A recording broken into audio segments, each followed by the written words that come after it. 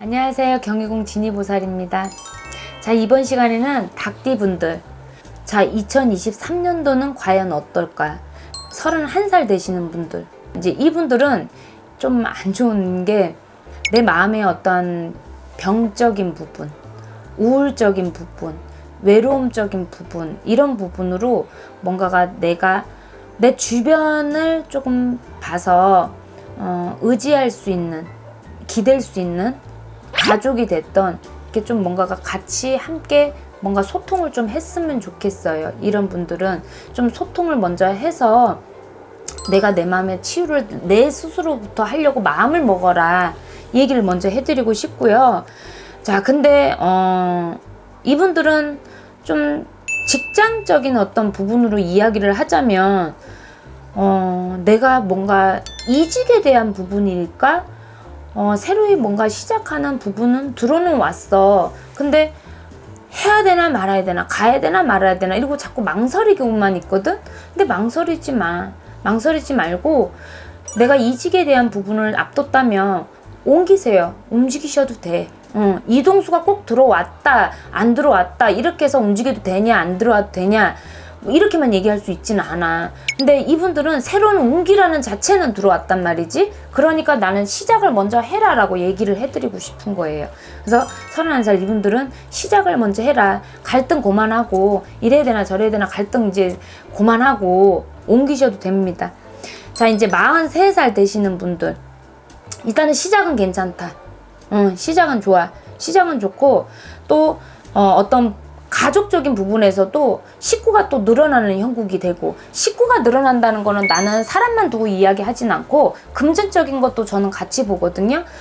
그러면 내가 금전, 갑자기 뭐 없던 돈이 어디서 생기는 게 아니라 내가 금전적인 게 나갈 일이 있었다면, 예를 들어서 2개가 나갔어. 그럼 하나로 줄어든다든지, 그것도 내가 금전적으로 좋다라고 봐야 되는 거거든요. 그래서 금전적인 것도 괜찮고, 내가 하고자 하는 일적인 것도, 그리고 식구가 늘어나는 형국이니까 내 가정사가 좋아질 거다, 웃을 일이 생길 것이다 라고 볼 수가 있어요. 자, 그래서 43살 이분들은 좋은 기운으로 시작하셔도 괜찮습니다. 자, 이제 55세 되시는 분들, 나 이분들 있잖아, 내가 이제 이렇게 받아서 이제 간추려 놔서 이렇게 적으면서도 화가 올라오는 거야.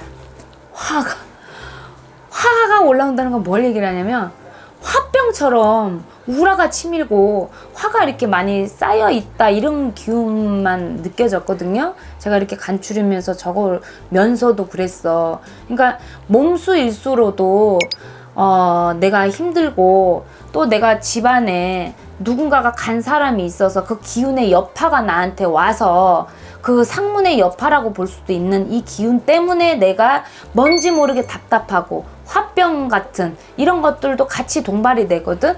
근데 이분들은 있잖아, 약간 좀 내려놨으면 좋겠어. 나는 내려놔라. 좀 비울 건 비우고 좀 내려놔셔서 내가 내 스스로의 화를 조금 다스렸으면 좋겠어요. 그리고 이 여자분들 같은 경우는 어떤 건강적인 부분도 취약점으로 와.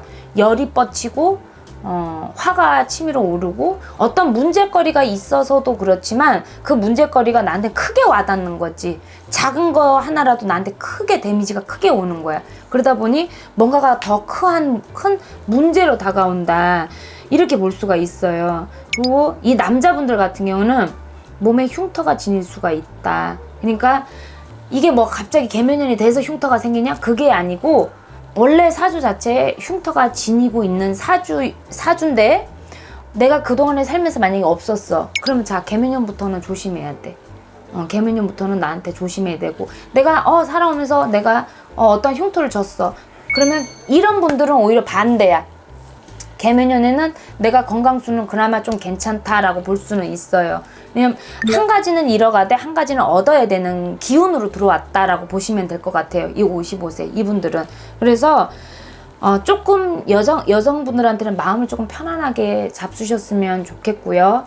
좀 많이 예민하시지 않고 좀 뭔가 내려놓으셨으면 좋겠고, 남성분들은 내가 그동안에 흉이 지니지 않았다면 어떠한 부분에서 지금부터 조심해야 되고, 만약에 생겼어, 있어, 이 몸에 지니고 있어. 그러면 개미년이는 다른 기운이야. 오히려 나한테는 괜찮다. 이렇게 보시면 될 것 같습니다.